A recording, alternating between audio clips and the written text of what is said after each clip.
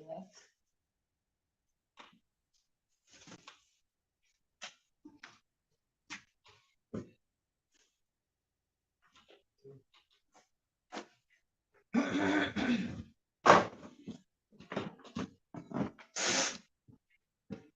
Hello, my name is Kitoko Mai. My pronouns are they, them, and I am a multidisciplinary artist here in Hamilton.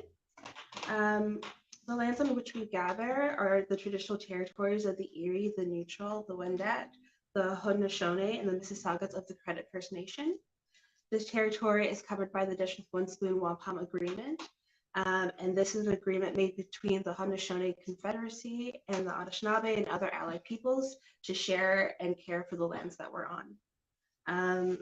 Hamilton Festival Theatre Company, or HFTCO, has been receiving knowledge over the past few years and making relationships with Indigenous peoples and communities to, as well as like local elders and knowledge keepers. As an organization, we're committed to like deepening our knowledge and our relationships so that we can responsibly be established on this land. So today we have Melissa. Melissa, I would like you to introduce yourself as well as talk a little bit about your relationship to the land.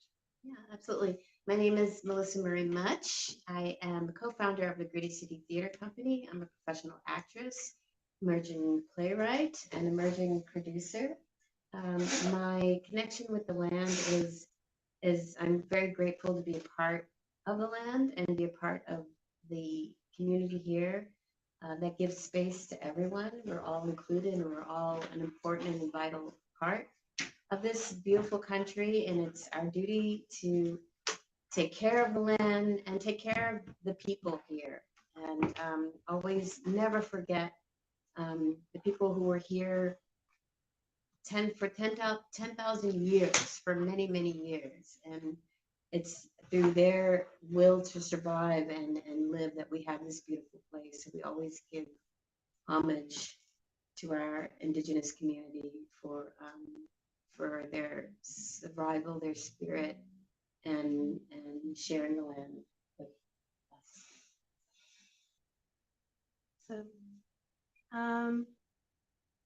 So the theme of the series is like decolonizing your artistic practice, and decolonization as a term. As I've been trying to talk about this event to people, a lot of people have been asking like, what is decolonization beyond like land back? What does it mean to decolonize an artistic practice? And I've been getting different answers. And so I'd like to extend that question to you. Like, what does decolonization mean to you? And how does it inform your practice? I've been working as a theater artist for many years. I've worked as an actor. I've also worked in education for many years. I worked in New York City with Manhattan Theater Club, with Theater Development Fund, other organizations, but mostly with Manhattan Theater Club. And we were part of this educational unit, which included writers, directors, actors, and we would go out into the community and mostly to alternative schools. These are schools that have the kids that may be in trouble or may have been, or they're in remedial programming, or they're not a part of the main system. Although some schools had students with great privilege. So we all had to go out into these schools and teach them a little playwriting, and then they would come to see whatever Manhattan Theater Club was producing. And Manhattan Theater Club has one Broadway stage and two off-Broadway theaters. So our job was to, in some ways, teach them a technique the writer was using to create this play, and then they get the opportunity to see theater.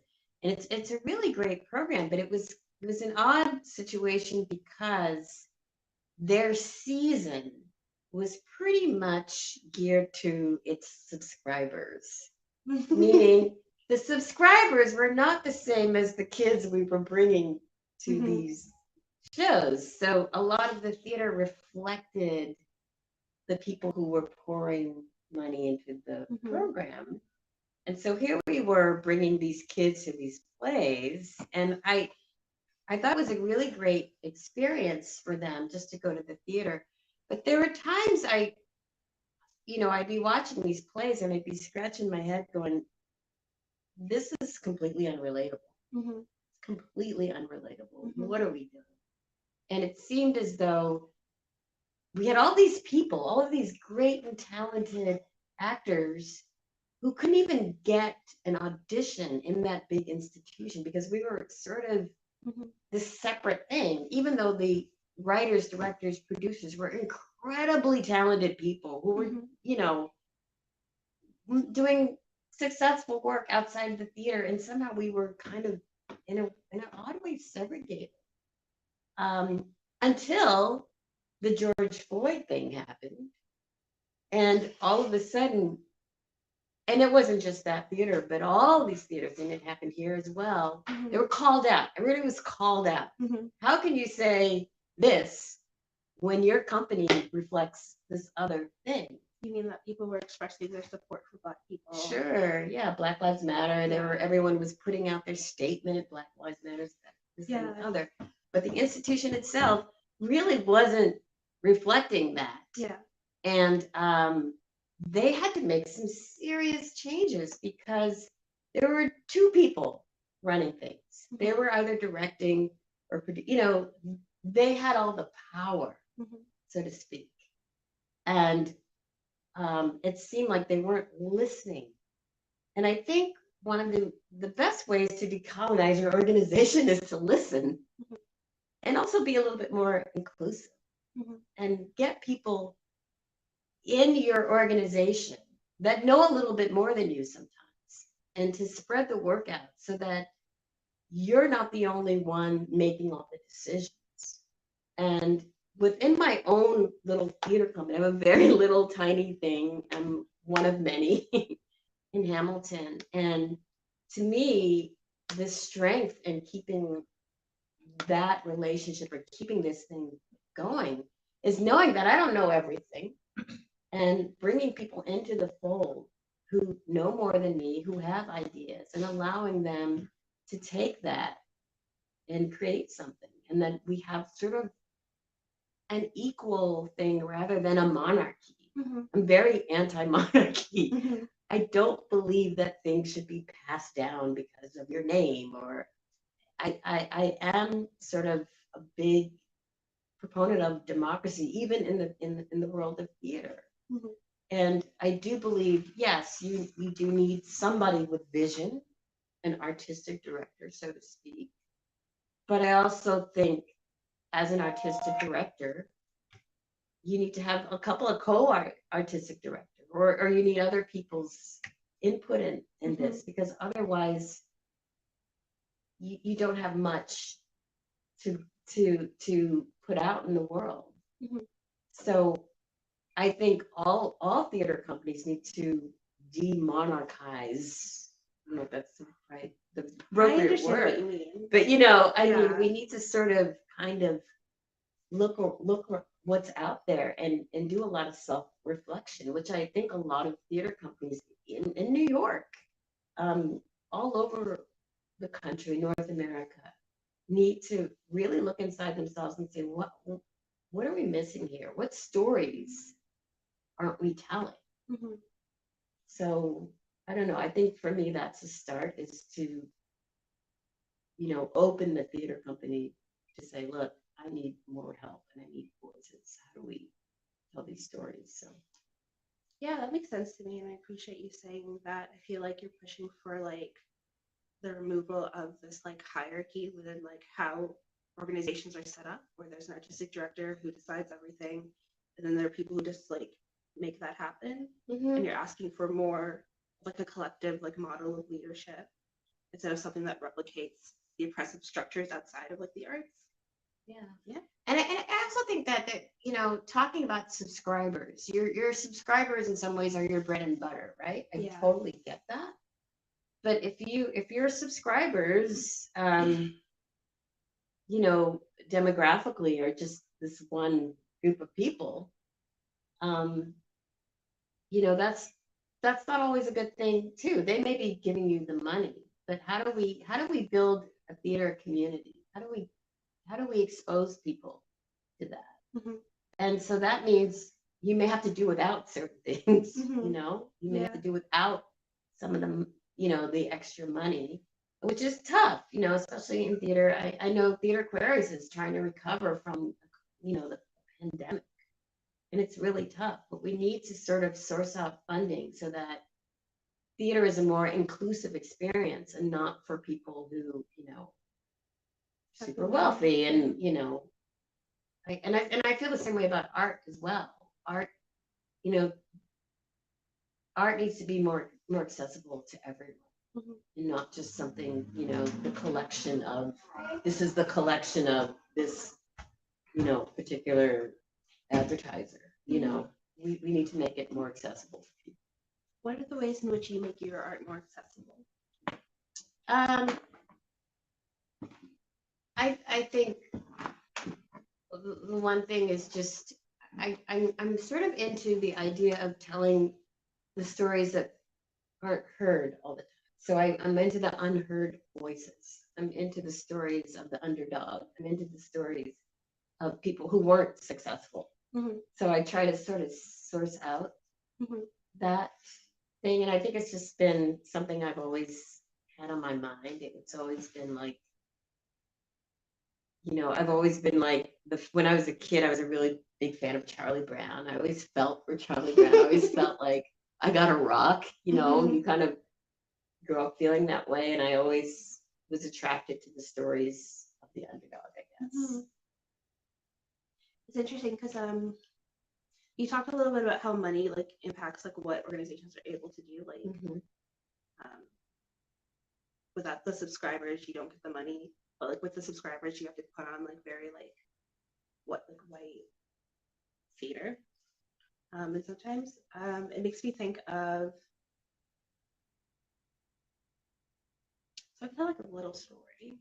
I'm thinking so I just like applied for a grant a little while ago because like you were talking about unheard voices and I was thinking about the pandemic and how I like had to rely on the arts to survive during the pandemic in like a very like intense way.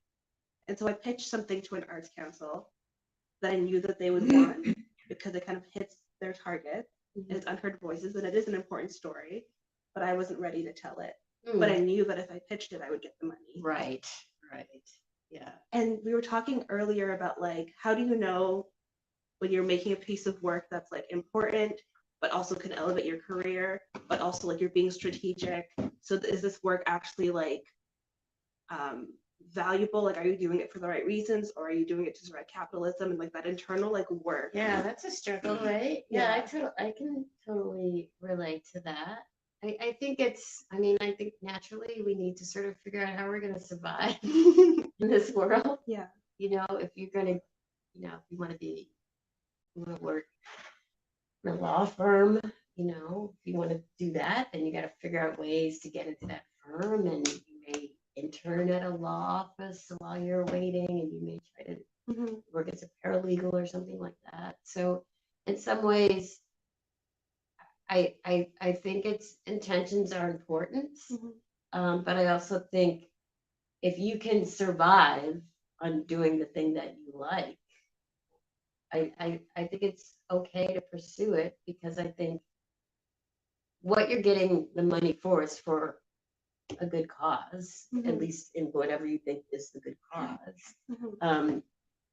You as an artist are contributing to whatever that is as an artist, and you need to survive, and you need to you want to bring attention to that particular thing that you want to do, and you want to bring attention to yourself as an artist, because if you get the attention, then there'll be more opportunities for you to do other things. But I think it's I think, as far as my understanding of arts granting opportunities, are just to really focus on what you want to do and how it's going to benefit the community. I mean, I think that outweighs everything. You know, I sort of have the do what you love, the money will follow thing. I mean, there's many ways you can make money. I mean, you can bartend. I mean, there's ways you can go about surviving. And I know people who do that and Mhm. just kind of, I do this, I make a lot of money, and then I do the other thing. Mhm. But I think as an artist, yeah, you have to survive, you have to live, and you have to do what you love. And I don't think you should feel shame about that or guilt Mhm. about it. Well, how do you navigate that? Because you do a lot of like community engaged work, like working with like vulnerable people. So like, how do you balance like their needs and your job, but also your values? It's tricky. I mean, I think one has to really be realistic about one's time for one thing. And that's hard because you want to do all these things, but you do have to take care of yourself. You have to preserve, you have to have a little self-preservation. But I also think, you have a gift. It's not just for yourself, it's for others. And if you can give that and help someone else, I think that's really important. But you have to do it realistically, because you don't want to get angry and bitter about, what you're doing. Like, I gotta take care of my family, and I gotta make money, and I gotta this. And I just think you have to be, with whatever you're doing with your art, with your storytelling, with your family, you just have to be honest with yourself and think about what are you capable of, what can you give in the time that you. And I think that's important. It's about quality, not quantity. And we tend to quantize, or we want to focus on, and that's the thing that you have to kind of be clear about. Why are you doing it? That's when you have to say, am I doing this for the right reasons, or am I doing this for personal gain? Yeah. So, you have to ask yourself. Yeah. It's a balance. It's about Totally. Yeah. And there's a big difference between like an institution putting out like a performative statement and then actually being engaged with the community and like doing the work over a long period of time. Yeah, when that institution got called out, the next year, the whole season, it all changed. And it's not a question of forcing it. It's that there are people out there that have art that, and it's the struggle. Give them if you have it, give them the opportunity. Yeah. Because they're there, You've worked with a couple different like institutions. I'm curious about what your experience has been, especially as like a racialized like femme-bodied person. What has it been like working within institutions, trying to do the work that you're doing, perhaps like challenging these institutions to do better? Do you have to advocate for yourself a lot? I've been very fortunate, but in some of the old institutions, especially when it comes to getting paid, we did have a situation where somebody had to say, look, we got to get paid. Yeah. Because within the institutions, they're often told no all the time. Like, even if you go, they always say, well, we don't have enough. Well, this, our fiscal year, blah, blah, blah, blah, blah. But meanwhile, and this happens everywhere, the CEOs they walk away with, they get paid, and sometimes you do have to fight these organizations you got to shake them up and say, hey, we're people, we're not a part of this institution. We need to get paid, and we need to be recognized, and you need to change your audience. Sometimes you just have to be proactive in that way. And it's hard to do that alone. It's great when you have a group of people, but it is extremely difficult being the outsider and having to do that. I mean, I've been very fortunate that I personally haven't had to be in that position, but I was sort of a part of a group that had to do like advocate for pay. It's wild. People don't want to pay artists. Yeah, it's kind of it's a tough thing, and especially if it's a big company. It's a big company, and it's hard when you have a small company and you want to pay people, and you don't have, the grant hasn't come in yet.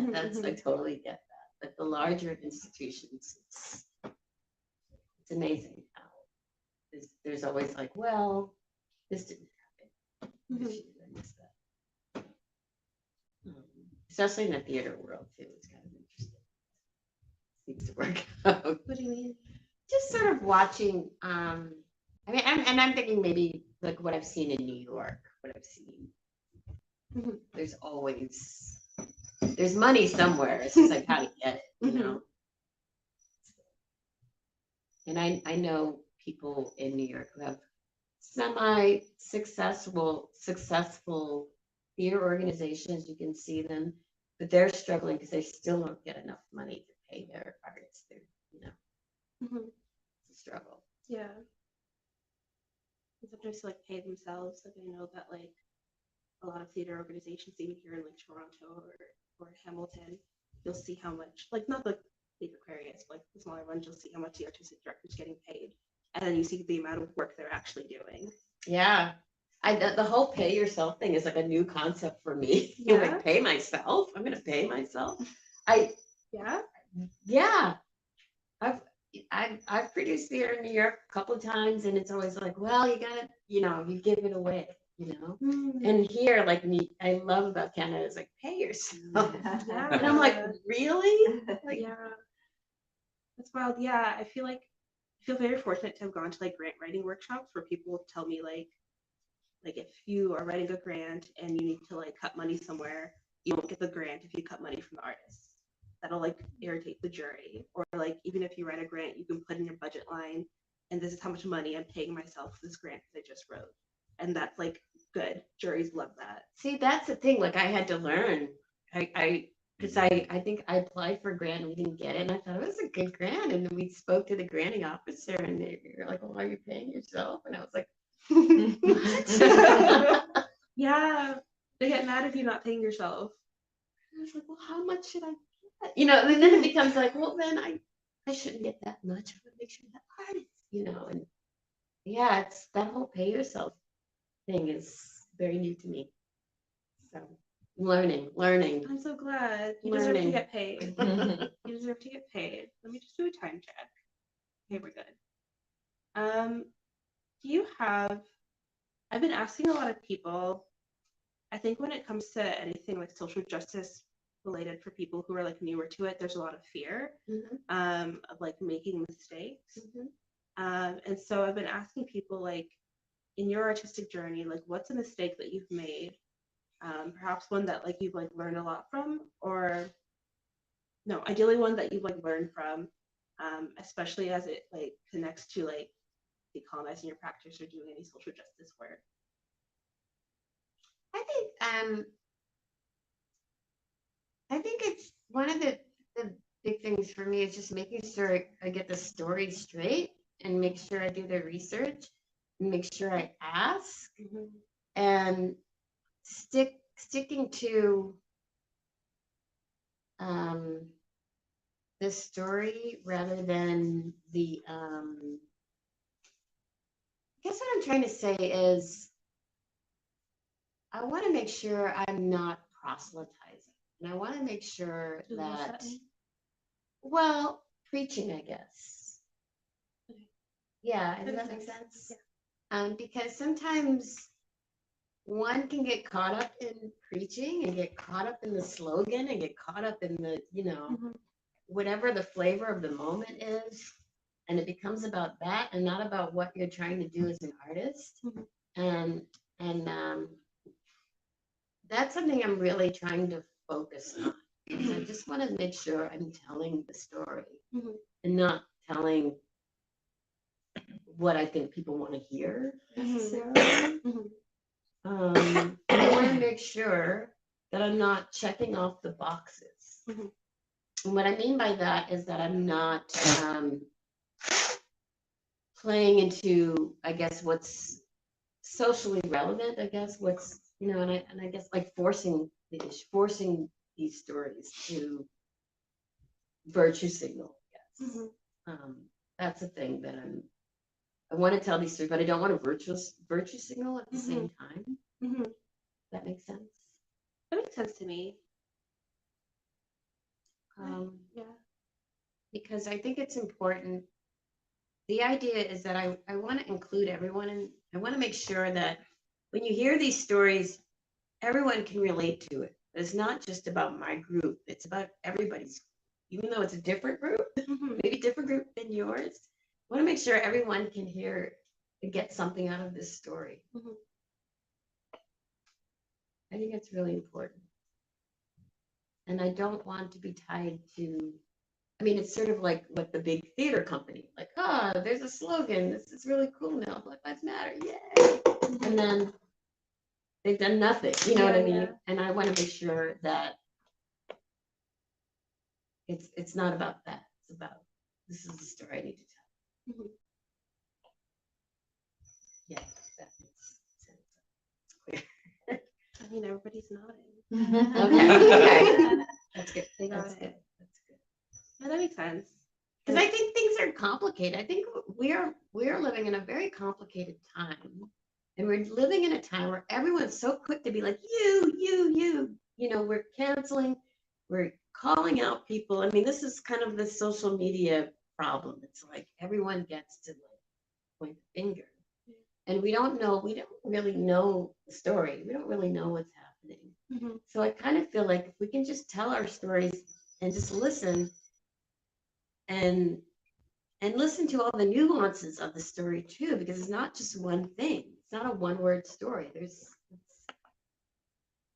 Life is complicated. Our stories are complicated. And what do we learn from this? What do we get out of this? And how do we include everybody in this story? Mhm. Yeah, I love nuance and complication. I feel like part of oppression, part of colonization is like reducing things so that they could be categorized, and everything's like kind of a binary, like good or bad, like white or black, and like life is a lot more messy and like colorful. Let me just tell you something. I went to McMaster last week it's February 1st, beginning of Black History Month. Yay. And so they have this market. It was really nice. It like this black market, and all the black vendors were there, and it was really great. People were speaking. And I'm gonna shout out to Terry Bedminster, who runs the oh my gosh, my brain. The awards that are coming up, the John C. Holland. Yeah. Yes, I remember. And she had a really great, and I spoke to her after. I was like, this is really great. The John C. Holland Awards, and she's a part of that organization. And she had a really good speech because she said something about, because we're talking about Black excellence, and she made a really good point of saying, you know what, sometimes we're not always excellent. I love that. And I'm like, yeah, you know, we have to remember, because I think sometimes we react. If I cannot go down the rabbit hole, but remember when Roots came out, right? It was before you were born, before a lot of you were born. There was a show called Roots, and it was about Kunta Kinte, who was a king, and you know, and for Black people, like, we were kings, we were this and the other. And even then I kind of think, can we not be caught up in the king business? My ancestor could have been a shepherd or a ditch digger, but I'm proud of that ancestor because I'm here. Like whoever that person was, if they were in Africa herding sheep, or, you know, maybe they worked, I don't know what Maybe they they were did. just vibing. Exactly. They could have been just chilling and vibing. But the thing is, we get so attached with Wakanda forever and all that kind of stuff, which is great. And I don't blame people, because it's like, there's been years of negativity. Right. Negativity, like it's just negative, you know, these people, blah, blah, blah. And it's great. But I also think, as great as they are, it's great if you're not the king. It's great if you're just an ordinary person, because I'm here, you're here. You know, we don't know what they went through to get us to here. So that to me says a lot. You know, we need to let go of like this, the king and the monarchy and all this sort of thing. Like it's, you know, I mean, I like the Disney princess stuff, but that's not it. Yeah. You know, so that's why I'm interested in hearing stories of people who weren't famous. You know, I want to hear about these slaves that lived, people who were enslaved, that lived in Canada, that worked in Canada, that made people rich. What's their story? Because you always hear the other side. You hear, you know, the ones who are successful tell the story. They get the article, but what about that person who carried the kids around, who had to clean, who worked in, I was today I went to Dundurn Castle for the first time. It was really fun, my husband and I. And they take you down to the basement, when you see the scullery. He said she might have been 14 years old in there doing all those dishes. And I was like, oh my gosh. My 18-year-old to do the dishes. But you think about like what it was like for a 14-year-old girl. That was your job, to do the dishes every day. She had a home. She had a home, right? And that was Otherwise, she wouldn't have had a home. Exactly. And that's something you think about, like. And in those days, it was a privilege to have that job. Right. And did you see the cook's room? Yeah. In comparison to the rest of the mansion? Yeah, it was incredible. The most important person, the cook, had a very small. Right. But I wonder what those conversations were like. What were they talking about downstairs? When their bell rung. Oh, I'm always interested in those stories because they're very much a part of the fabric as well. It's like, it's not all, it's like, great, Sir John, you had that great house. What about the people that worked for you? That weren't allowed in certain parts of the house? So I'm interested in those stories. I love that. I really love that. And the rejection of Black excellence. Not that it's a bad thing. I just feel like Black mediocre, Black mundane is more interesting in some ways. And like honors like Black people in also like different ways, because I feel like not needing to be excellent maybe means that you're more free. Right. And I think it's there's a lot of successful Black people, and it's so funny in the States, and I don't know if it's the same thing here, but when I was growing up, I was always, for the most part, the only Black person in high school, or the only Black person in certain, and it was very interesting watching people's relationships. People who were non-Black watching their relationships to Black people. So there was the Black person, and then there was Michael Jordan. Michael Jordan was not a Black person, like, got an honorary white card for some reason. Like, he was not considered, but that's how he was, it's all about, he sort of and that happens, right? In the sports world, when you're an athlete, a Black athlete, you become, everybody loves you. It doesn't matter, like, you could be living in, Clanville or something, but that guy can play, and it's so funny how, successful Black, excellent, whatever, they get to transcend race, they get to transcend, they become something else. And if you're not that, then you're not.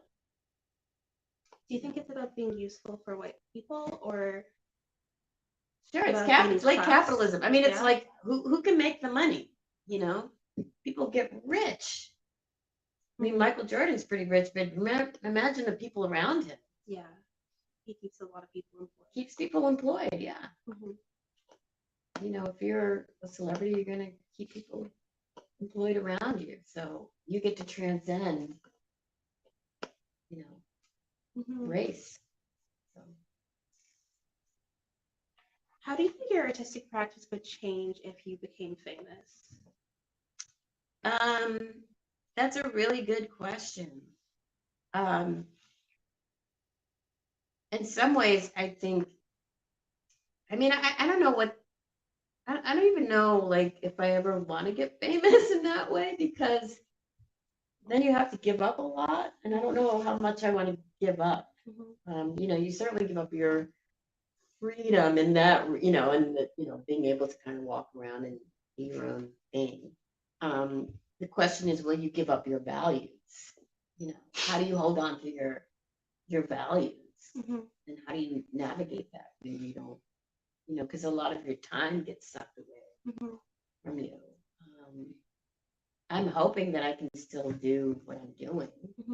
And I mean, the one thing that I probably would have more money to pour into the pet projects. I mean, that certainly helps. But that's a good question, because, when your time is taken away to focus on these things, and that's tough.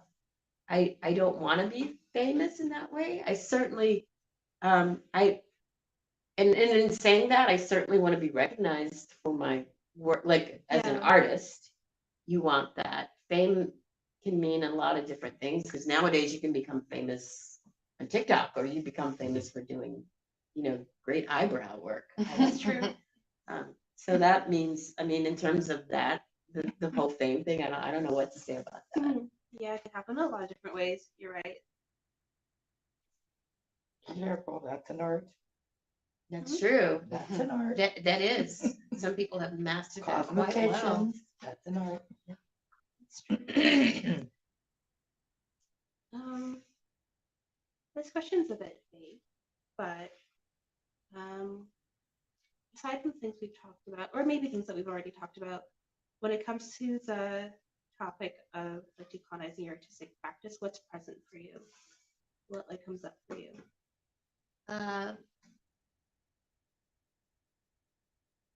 Right now, I had an event recently. There was this fundraising event, and I had people involved who were just magnificent. And I think the key is to allow people to be magnificent, allow them to do what they're doing the way they can do it. And for me, it's great to have help, and it's great to know that I don't know everything. And there are people with a lot of experience, and you got to give them space, give people space. And it's not about you. You realize it's not about you, it's about a big thing. So I think that's really important. Yeah, sense to me. Allowing people to show up as they are, you mean? Yeah, I mean, and just be open to different ideas. Because I thought, like initially I thought my theater company, we were going to do the one thing. And then people said, well, what if we did this other thing too? And I thought, oh, can we do this other thing? And the other person's like, yes, we can do this. There's a grant for that. Let's do this. And I think, okay, that's great. And then I have someone else with a lot of experience with education and a lot of experience with spreadsheets and things like that. And it's great to have these people come in and say, hey, I can do this. This is what I can do. Which is it's fabulous. It's great because I don't know everything. Have you always been open to that sort of collaboration and open with being like, I don't know? Or has that been like a process to get to that It's been a process. When I first came to New York a long time ago, me and my boyfriend had a theater company. We're like, we're going to have a theater company together. And we used to fight terribly because I was very headstrong about how things should be. Things should be like this. And it's a process. Listening is really difficult to do in the arts, I find.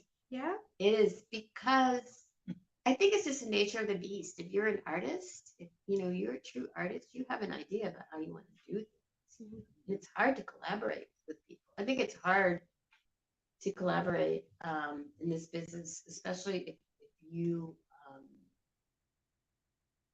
you really believe in a certain thing and it's got to be done a certain way. It's very hard to collaborate. So it really takes a great deal of humility, and you just have to really knuckle down on yourself.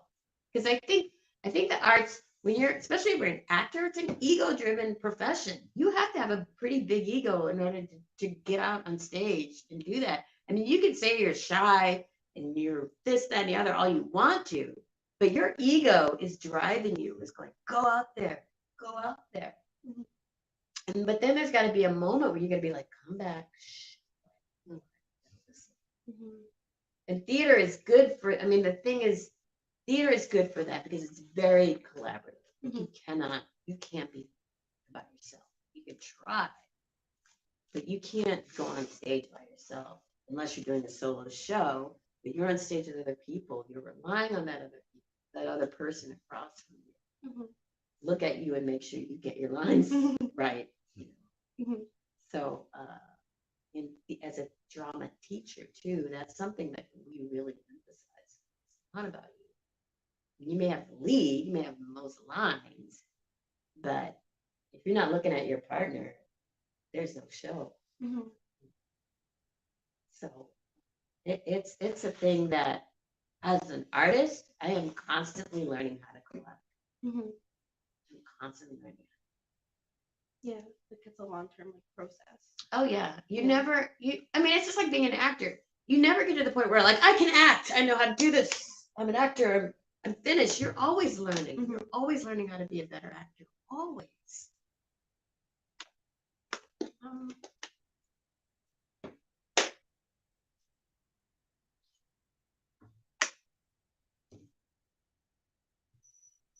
Pivot a little bit. I'm curious about like with your theater company, with your work, what are some ways that you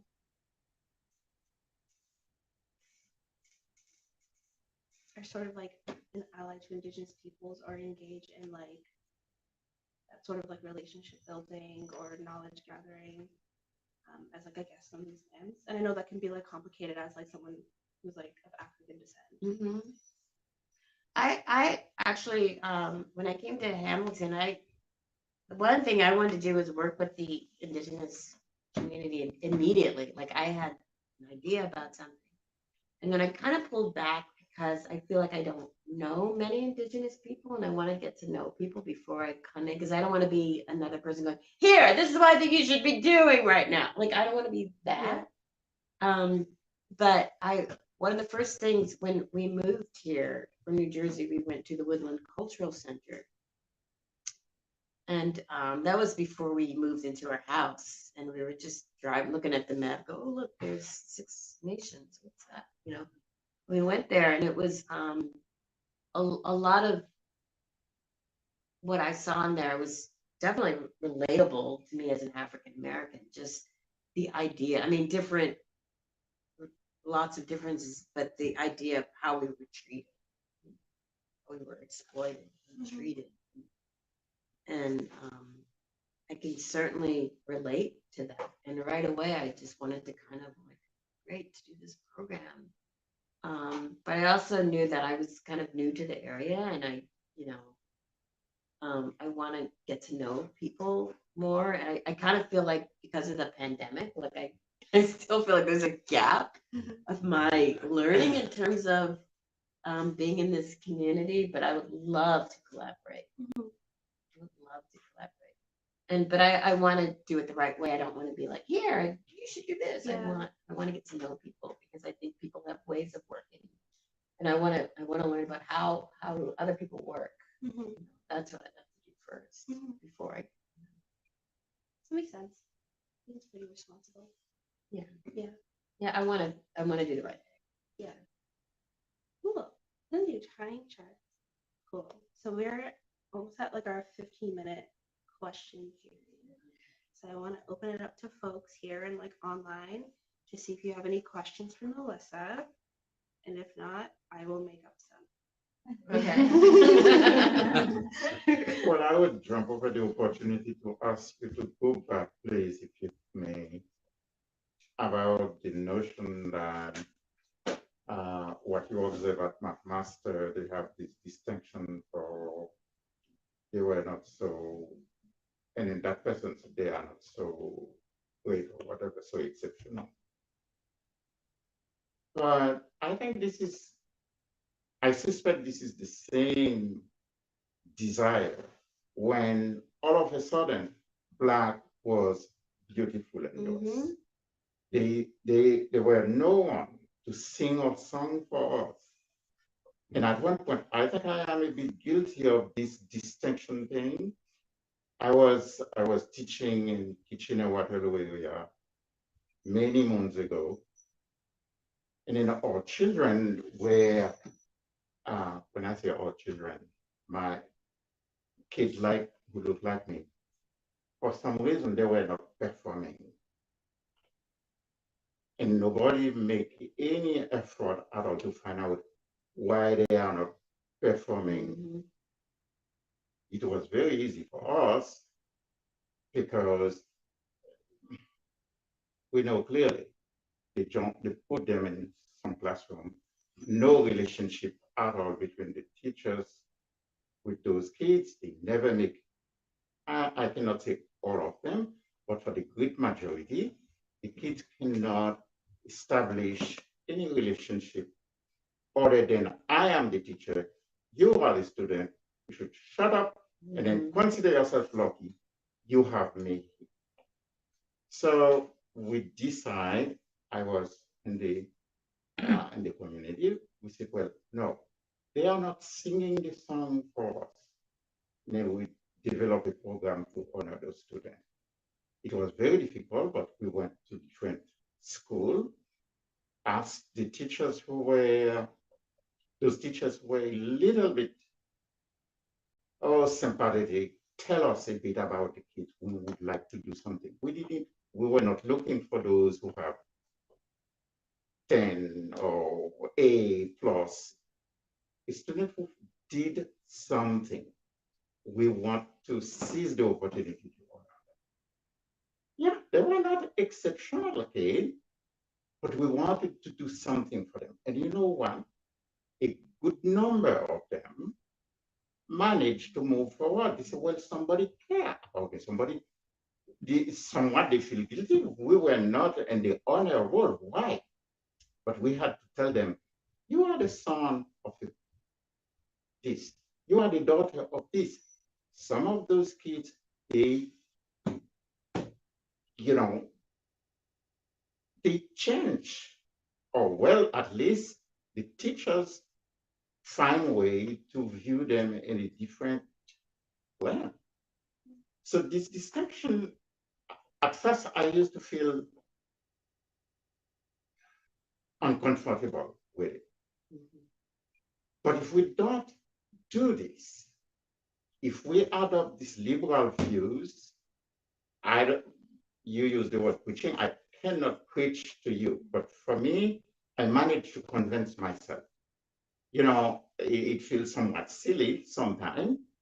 Yes, some of them were not so great, but if we don't do it, look what, even when we manage to do something in history, but they erase it or they didn't even bother to write it.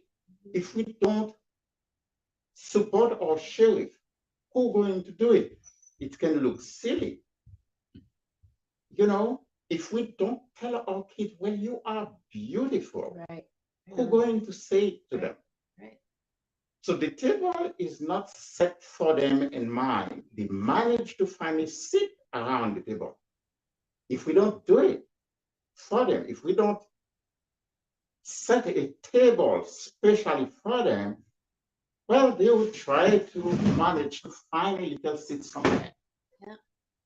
And again, I cannot preach. I don't have any authority to preach to anybody. But you know what? If I find people who are doing something, even so imperfect, those people they are, well, if we don't, boy, they're going to go for eternity unknown, unrecognized, unnoticed. That's what I have. I totally 100% agree with you. We gotta tell our stories, and and I think when Roots came out, when that show, yeah, I felt like, yeah, Empowered. I felt empowered. Yeah. I felt good. Yeah. While I was at home, and then I went to school, and they were like, and I went to predominantly white schools, and they were just like, what? Like this whole, for them, they just didn't get it. But for me, it was like, yeah, right on, and it opened my world into this, the thing about slavery, right? And I've taught curriculums about that. And one of the things, and it's very hard to teach slavery to Black kids, mostly because it just brings us shame. It's like, oh, you're a slave, you're a slave. And now we're changing the language. We talk about enslaved. There were people who were enslaved. There are people whose race was used to justify that. biblically speaking, they use, well, everything black must be bad.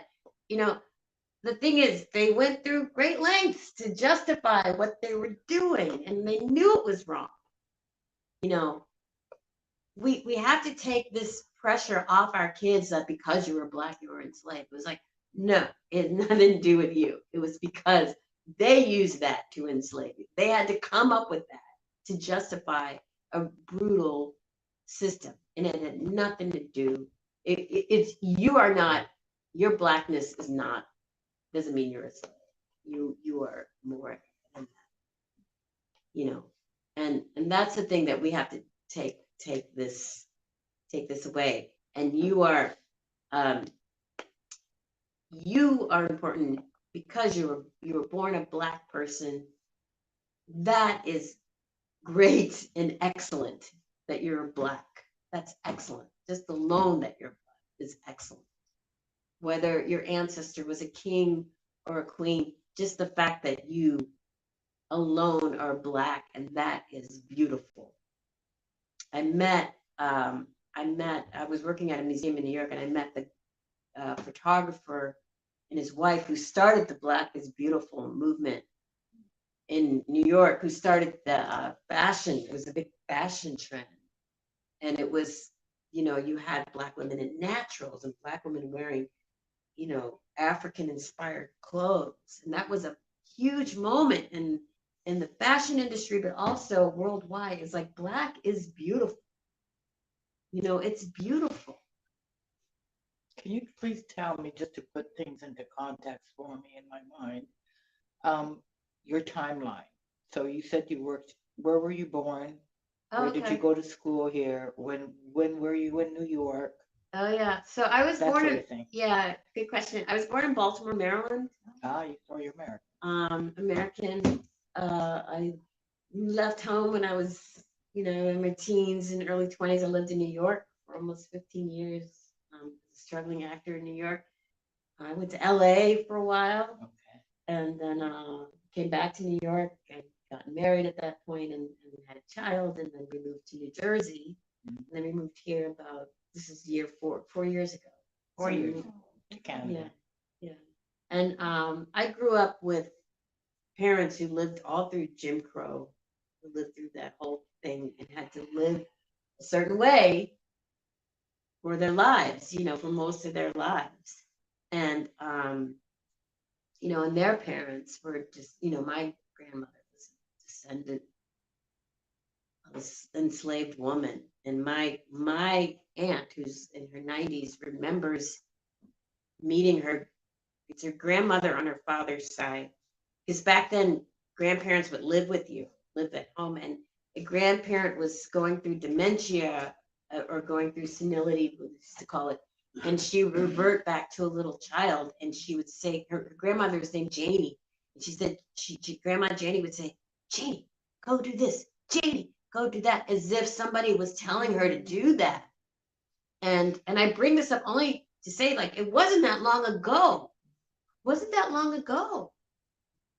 And we are just telling these stories. And this is why we need to tell these stories, because otherwise, if we don't tell these stories, we're very easily going back. And I mean, you see what's happening with Ron DeSantis. Like, they don't want to tell these stories, right? What are they afraid of?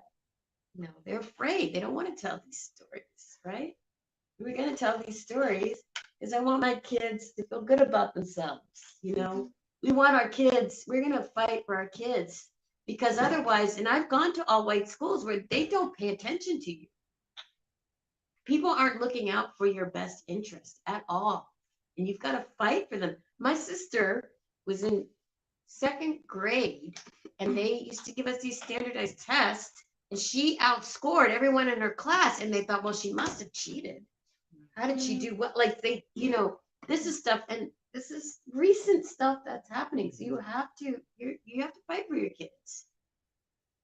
You have to fight for their well-being and for their pride, because ultimately you have to feel good about yourself. And I grew up for a good portion of my life not feeling good about myself, because they didn't see me on TV. They didn't see me in plays, and I wanted to be an actress so bad. And my drama teacher said, well, maybe you'll do children's theater, like, because she didn't see me as someone who could possibly be successful, and you have to fight. You got to fight for that. You got to fight for everything. And especially if you're an actor of color, you got to work really hard. If you're a lawyer of color, I know lawyers who got into Yale and they were told, they had to work harder because people think, oh, affirmative action, you're not very smart. That's not true. You have to be like twice as smart to get in law school if you're a person of color. You got to be smarter than everybody. And then you got to try to stay in, which ain't easy to survive law school. I know the lawyers. I know them. I've talked to them. They'll tell you what it was like. People did not bend over backwards for them. They had to work twice as hard. Well, some people will tell you it is not just lawyer, no matter where you are, no matter what sphere you are involved in, you have to be twice smarter, or if not, working twice much more. Yeah. If you want, it sounds like an old cliche for women, you have to be a lot smarter than the men to get some recognition. But for black, it is not all Jim Crow style. It's still now. You have to distinguish yourself. You have to make much more effort. You cannot take it for granted. Right. That's true. Does anyone else have any questions? Okay. I'm gonna. No, that's me. Oh, that's you. Okay. She's like, Thank you. it's overtime. Cool. I should have asked everyone else this, but in case people want to reach out to you or see more of your work, where can people find you? On the internet, Instagram. You can see me here. We don't have a building yet. No, but we're on social media at Gritty City Theater, grittycitytheater.com. What else? I think I'm forgetting something. grittycitytheater@gmail.com. Sorry, we can't even explain and hear the introduction. Are you a playwright? So I'm first and foremost, I'm a professional actor. I'm a producer and I'm an emerging playwright as well. And I co-founded a theater company called the Gritty City Theater Company. Thanks to the Hamilton Fringe. Thanks to the Fringe.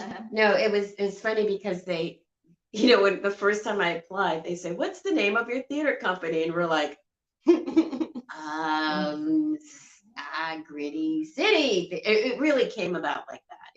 We wanted a name that was reflective of Hamilton, because I love Hamilton and I love all the steels and all these funny names like Hammertown and Gritty, and I'd seen Gritty City and I love Gritty City. So I wanted to have a theater company that was reflective of Hamilton.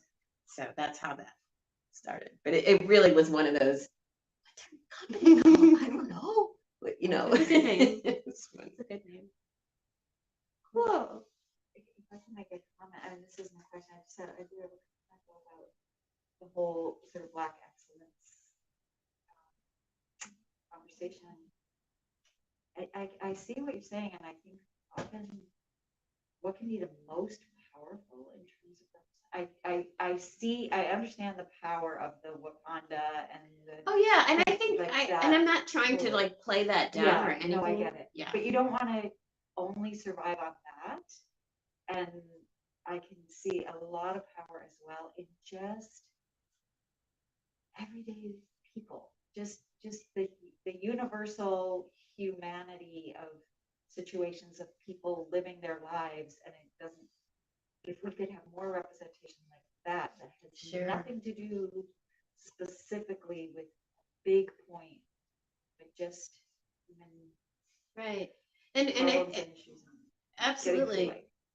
The ideal world, right? We want to, and I think for, if you're a person of color and the dominant culture sees you a certain way, of course, you're gonna. It is affecting every aspect of your yeah, life. it's so like it is still in there.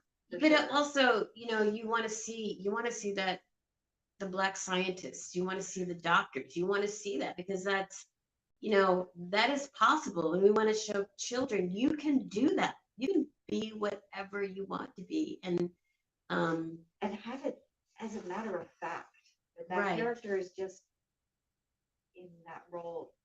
That's just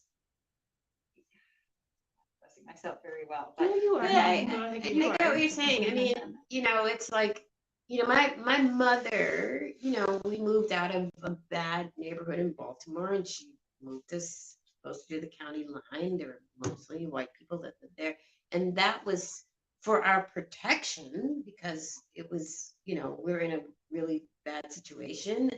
And so her hope was, well, at least in this white school, you get a better education than you would in certain other situations, and that's a tricky thing because I did have to confront a lot of racism, and that was a point in my life where I thought, well, there's no more racism, it's over. That happened in the 60s, and then when it was happening, in real time, and it was shocking to me. I was like, what do you mean?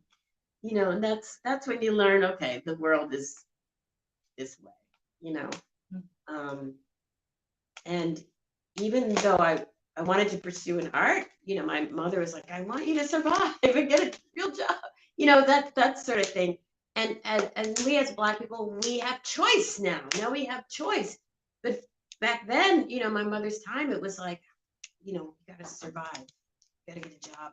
You got to, and the good thing and I'm in a place of privilege because I have choices now. I can do this. And we want to tell our children, you have choice.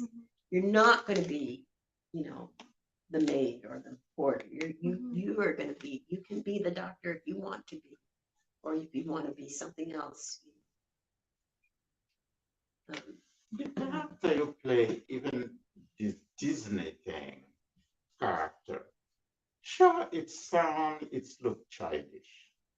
But when you live in a childish society, take United States. I mean, John Wayne is a cowboy. He's a strong man. The portrait, probably in his real life, the guy was probably nothing. Ronald Reagan, they vote for him because he's a strong man. He plays in some cowboy.